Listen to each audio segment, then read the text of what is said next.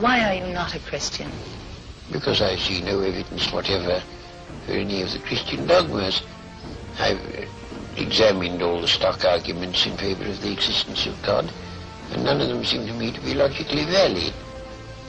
Do you think there's a practical reason for having a religious belief for many people?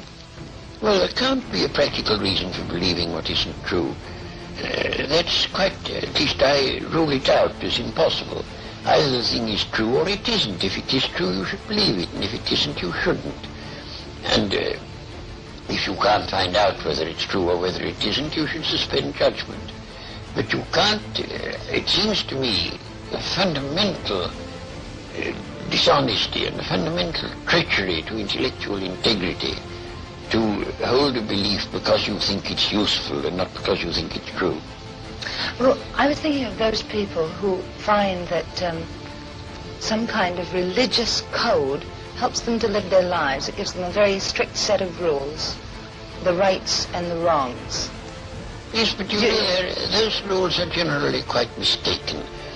A great many of them do more harm than good. And they would probably be able to find a rational morality that they could live by if they dropped this irrational, traditional, taboo morality that comes down from savage ages. But are we, perhaps the ordinary person, perhaps isn't strong enough to find this own personal ethic? They have to have something imposed upon them from outside. Oh, I don't think that's true. And what is imposed on you from outside is of no value whatever. It doesn't count. Well, you were brought up, of course, as a Christian. When did you first decide that you did not want to remain a believer in the Christian ethic? I never decided that I didn't want to remain a believer. I decided between the ages of 15 and 18, I spent almost all my spare time thinking about Christian dogmas and trying to find out whether there was any reason to believe them. And by the time I was 18, I discarded the last of them. Do you think that that gave you an extra strength in your life? Oh, I don't know. No, I shouldn't have said so. Neither extra strength nor the opposite. I mean, I was just engaged in the pursuit of knowledge.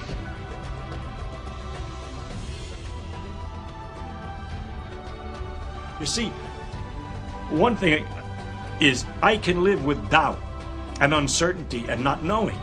I think it's much more interesting to live not knowing than to have answers which might be wrong. I have approximate answers and possible beliefs and different degrees of certainty about different things, but I'm not absolutely sure of anything. And then many things I don't know anything about, such as whether it means anything to ask why we're here.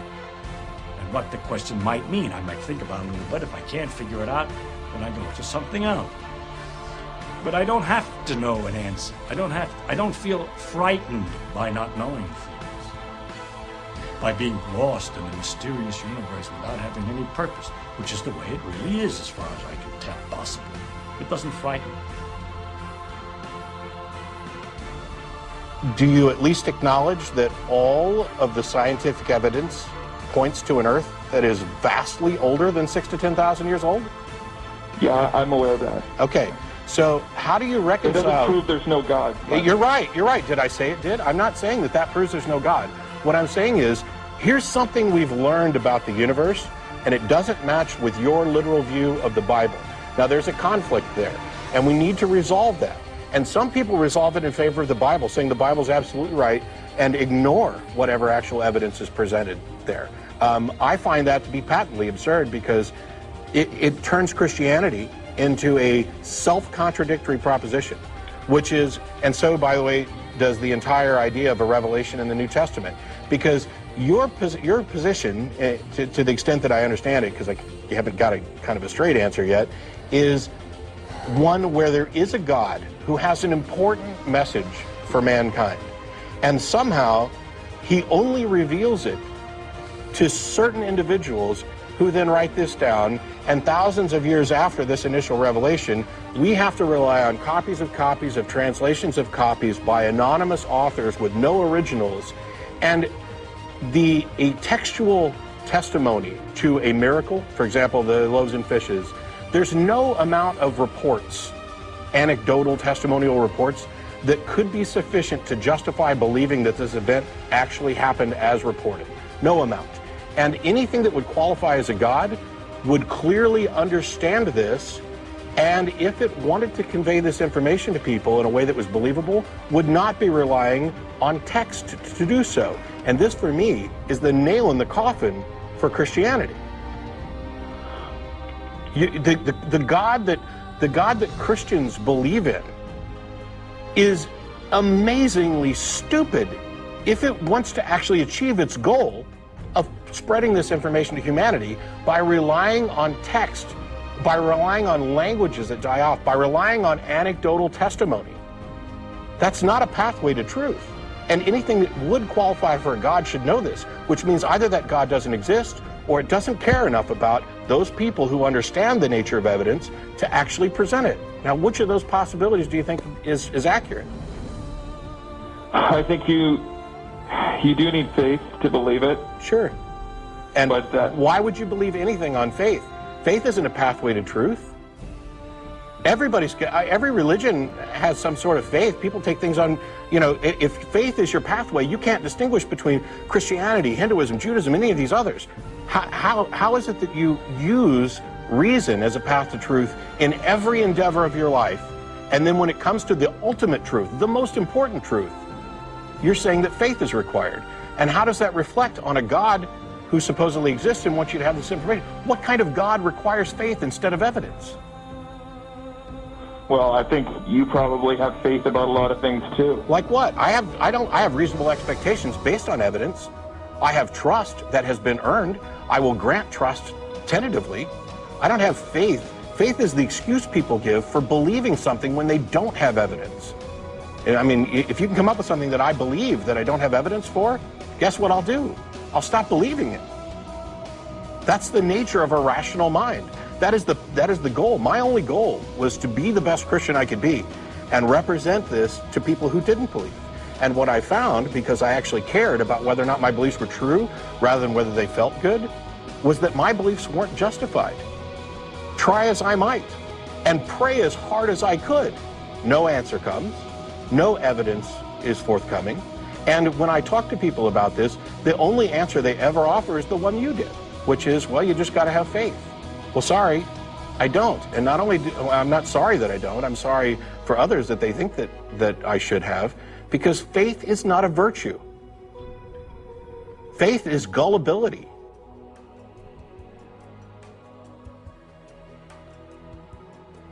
If it was true, it would have two further implications. It would have to mean that the designer of this plan was unbelievably lazy and inept, or unbelievably callous and cruel and indifferent and capricious. And that is the case with every argument for design and every argument for revelation and intervention that has ever been made. All of this could be part of a plan. There is no way an atheist can prove it's not. But it's some plan, isn't it? With mass destruction, pitiless extermination, annihilation going on all the time, and all of this set in motion on a scale that's absolutely beyond our imagination, in order that the Pope can tell people not to jerk off.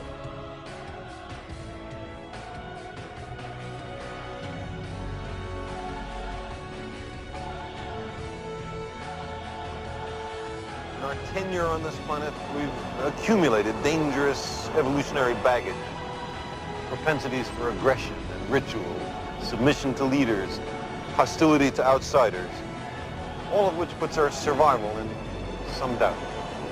We've also acquired compassion for others, love for our children, a desire to learn from history and experience, and a great, soaring, passionate intelligence, the clear tools for our continued survival and prosperity.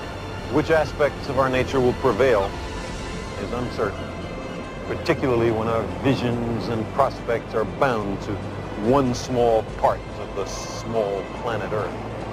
But up there in the cosmos, an inescapable perspective awaits.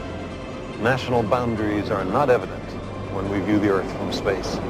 Fanatic ethnic or religious or national identifications are a little difficult to support when we see our planet as a fragile blue crescent fading to become an inconspicuous point of light against the bastion and citadel of the stars.